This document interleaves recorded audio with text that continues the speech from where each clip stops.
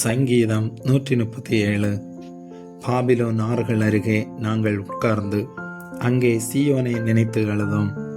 அதன் நடுவில் இருக்கும் அலரி செடிகளின் மேல் எங்கள் கிண்ணறங்களை தூக்கி வைத்தோம். எங்களை சிறைப்பிடித்தவர்கள் அங்கே எங்கள் பாடல்களையும் எங்களை பாழாக்கினவர்கள் மங்கள கீதத்தையும் விரும்பி சீயோனின் பாட்டுகளில் சிலதை எங்களுக்கு பாடுங்கள் என்று சொன்னார்கள். கர்த்தரின் பாட்டை அந்நிய தேசத்தில் நாங்கள் பாடுவதெப்படி? எருசலேமே, நான் உன்னை மறந்தால் என் வலதுகை தன் தொழிலை மறப்பதாக. நான் உன்னை நினையாமலும் எருசலேமை என் முக்கியமான மகிழ்ச்சியிலும் அதிகமாக எண்ணாமலும் போனால் என் நாவு என் மேல் வாயோடு ஒட்டிக்கொள்வதாக. கர்த்தாவே, எருசலேமின் நாளில் ஏதோமின் புத்திரரை நினையும்.